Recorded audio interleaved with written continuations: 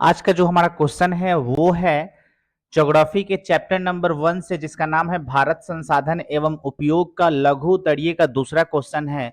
और क्वेश्चन क्या कह रहा है कि संभावी एवं संचित कोश संसाधन में अंतर स्पष्ट कीजिए। संभावी एवं संचित कोश संसाधन में क्या अंतर है? सबसे पहले तो आपको दिमाग में ये रखना है कि दोनों ही जो संसाधन है उसका फिलहाल में अभी कोई उपयोग नहीं हो रहा है। पहला, एक तरफ हम लोग लिखेंगे संभावी संसाधन। सबसे पहले देखिए, आंसर लिखते समय हम सबसे पहले तो क्या करेंगे कि लिखेंगे कि संभावी एवं संचित कोश संसाधन में निम्नलिखित अंतर है। और एक तरफ संभावी संसाधन और दूसरे तरफ संचित कोश संसाधन, ऐसा लिख देने से, ऐसे हम लोग अगर अंतर लिखते हैं तो देखने में भी अच्छा लगेगा और एग्जामिनर हमें अच्छा मार्क्स भी देगा। तो संभावित संसाधन क्या है कि ये जो संसाधन है ये किसी क्षेत्र विशेष में मौजूद है। ठीक है, किसी क्षेत्र विशेष में मौजूद ऐसा संसाधन जिसका उपयोग में लाए जाने की संभावना रहती है। संभावना है उपयोग में लाए जाने की, लेकिन इसका उपयोग अभी तक नहीं किया गया है। यानी कि इसमें खर्चा ज्यादा है और जिसके कारण इसका अभी तक उपयोग नहीं किया जा रहा है। उपयोग में लाए जाने की संभावना है। और वही जो संचित कुछ संसाधन है, संचित कुछ संसाधन ऐसा संसाधन जिसे उपलब्ध तकनीक के आधार पर उपयोग में लाया जा सकता है। देखिए, इसको उपयोग में लाया जा सकता है लेकिन तकनीक के आधार पर, वैसा तकनीक होना चाहिए, तो तकनीक नहीं है। और इसमें है कि उतना पैसा नहीं है, पैसा ज्यादा मात्रा में लग रहा है, जिसके कारण अभी उस संसाधन को यानी कि संभावित संसाधन को छोड़ा गया है।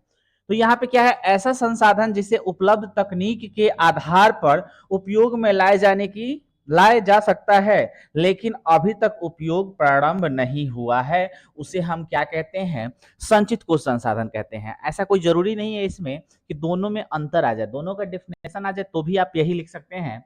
आगे देखिए, अगर हम लोग एग्जाम्पल की बात करें, संभावित संसाधन में हम क्या लिखेंगे कि हिमालय क्षेत्र का खनिज जिसका उत्खनन अधिक गहराई में होने के कारण दुर्गम एवं महंगा है। मतलब कि हिमालय क्षेत्र में जो खनिज है उसका हम लोग जानते हैं कि इसके अंदर खनिज है, लेकिन जो उत्खनन है अधिक गहराई में होने के कारण दुर्गम है, मुश्किल है एवं इसके अलावा महंगा है, जिससे अभी तक उसका यूज नहीं किया जा रहा है। जबकि संचित कोश संसाधन में हम लिखेंगे कि जल विद्युत ऐसा संसाधन नदी बांधों में जल के रूप में संचित है। जो जल विद्युत है जिसका उपयोग हम लोग कुछ हद तक करते हैं, लेकिन और हम लोग जल विद्युत उत्पन्न कर सकते हैं, लेकिन इसका अभी उपयोग नहीं कर रहे हैं। क्यों?